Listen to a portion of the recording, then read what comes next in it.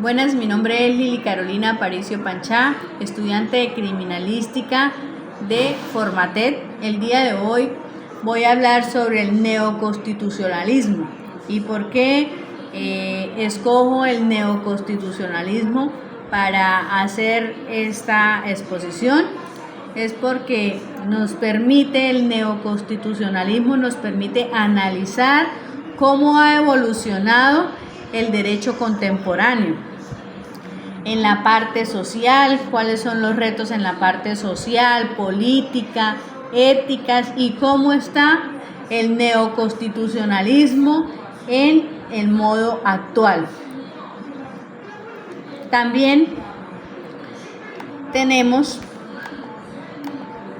que el neoconstitucionalismo es una corriente del pensamiento jurídico que surge a mediados del siglo XX como una respuesta crítica, positiva, jurídica, tradicional, de mucho positivismo, y es un origen estrechamente vinculado con los procesos de reconstrucción democrática posteriores a la Segunda Guerra Mundial, especialmente en Europa, países como Italia, Alemania, España, donde se adoptaron nuevas constituciones con un fuerte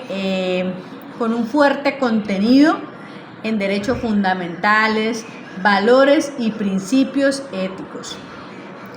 Esta constitución buscaba evitar los abusos del poder y garantizar la dignidad humana como eje central del Estado. Entre los autores más representativos que tenemos del neoconstitucionalismo se destacan Gustavo Zambreleschi, italiano, quien planteaba que el derecho no podía reducirse a normas rígidas, sino que debía interpretarse a la luz de los valores constitucionales. También tenemos a Luigi Ferraloi, otro italiano conocido por la teoría del garantismo, que definía la primacía de los derechos fundamentales sobre cualquier poder estatal. Tenemos a Robert Alexis, alemán, quien proponía principios constitucionales que tenían fuerza normativa y que se deben aplicar mediante la ponderación en caso de que se presente el conflicto. Tenemos a Ronald Dworkin, un estadounidense, quien sostiene que los jueces deben interpretar el derecho considerando los principios de justicia y equidad y no solo las reglas estrictas. Los postulados centrales del neuroconstitucionalismo son la Constitución, que es la norma suprema y guía de todo el orden jurídico. Tenemos los derechos fundamentales, que son el centro del sistema jurídico y deben prevalecer la interpretación y aplicación de las leyes. Tenemos el juez constitucional, que es un papel activo al interpretar la Constitución y garantizar los derechos, no solo aplicar la ley literalmente como tal. Tenemos el derecho, que no es solo un conjunto de normas, sino también son principios y valores éticos. La ponderación y la proporcionalidad, que son métodos esenciales para resolver conflictos entre derechos. En resumen, todo lo que tiene que ver con el neuroconstitucionalismo propone un Estado constitucional de derecho, donde la justicia, la dignidad humana y los valores democráticos deben prevalecer sobre la legalidad formal.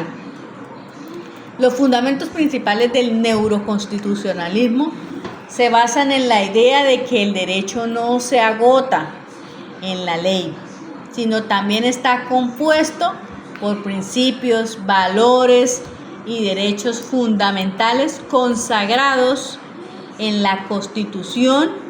Como lo decía, principalmente es la norma ley de todo lo que tiene que ver con el neuroconstitucionalismo. Esta teoría surge para superar las limitaciones, el positivismo jurídico que se centraba exclusivamente en el cumplimiento formal de las normas. Los fundamentos principales del neuroconstitucionalismo están la supremacía constitucional, que es la Constitución, es la norma más alta del orden jurídico y la guía de la interpretación de todas las demás leyes que tenemos. Tenemos también la fuerza de la normatividad de los principios, que son los principios constitucionales, como la justicia, la igualdad, la dignidad humana, que tienen un valor jurídico y que deben aplicarse en los casos concretos. Tenemos la centralidad de los derechos fundamentales, que toda acción del Estado debe orientar, proteger y garantizar todos los derechos. Tenemos la interpretación moral del derecho también. El derecho debe interpretarse de acuerdo con los valores éticos, sociales y no solo con el texto legal. Tenemos el rol activo de los jueces.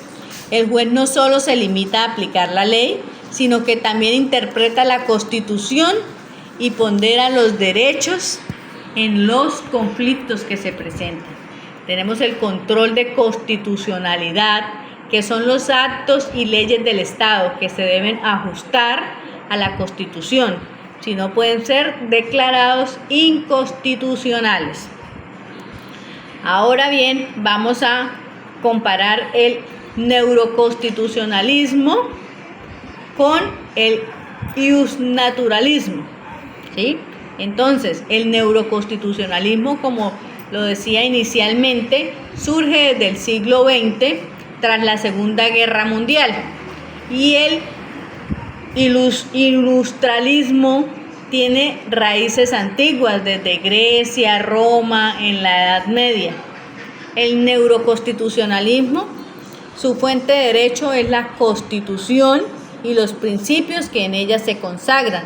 El iusnaturalismo es la naturaleza humana, la razón o la voluntad divina.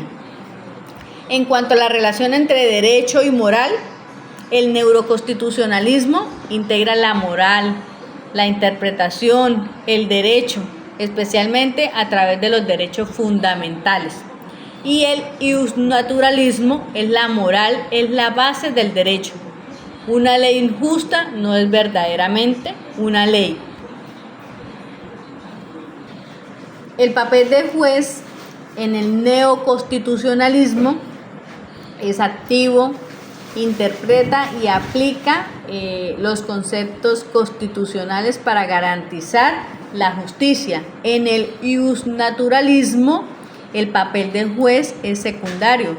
El juez aplica el derecho natural considerando universal y eterno. En cuanto a la visión del Estado, el neoconstitucionalismo es un Estado constitucional de derecho, basado en valores democráticos y derechos humanos. En el iusnaturalismo, el Estado subordinado al derecho natural y a los valores universales. ¿Cuál es el objetivo central del neoconstitucionalismo? Garantizar la supremacía de la Constitución y la efectividad de los derechos fundamentales. En el iusnaturalismo asegura las leyes humanas y reflejan el orden de la moral y la natural. En conclusión, ambas teorías buscan un derecho más justo y humano, pero definen en su enfoque y diferencian en su enfoque. El iusnaturalismo apela a principios universales y filosóficos de justicia, mientras el neoconstitucionalismo los incorpora dentro del texto y de la Constitución. Los aplica mediante la interpretación judicial, así el neoconstitucionalismo puede considerarse una evolución moderna del justnaturalismo, adaptada ¿a qué? A los estados democráticos contemporáneos. Tenemos un ejemplo claro de la aplicación del neoconstitucionalismo, que puede observar el caso colombiano de la sentencia T760 del 2008 de la Corte Constitucional relacionada con el derecho a la salud. Este caso se originó a partir de múltiples tutelas presentadas por ciudadanos a quienes la EPS, una empresa promotora de salud, les negaba tratamientos médicos o procedimientos argumentando que no estaban incluidos en el plan obligatorio de salud POS. La Corte Constitucional, aplicando los principios del neoconstitucionalismo, no se limitó a interpretar la ley de manera literal. En lugar de ello, tomó base de los valores y derechos fundamentales consagrados en la Constitución, en especial el derecho a la vida digna y la salud. Reconoció que la salud no debía entenderse solo como servicio público, sino como un derecho fundamental, autónomo, directamente exigible ante los jueces.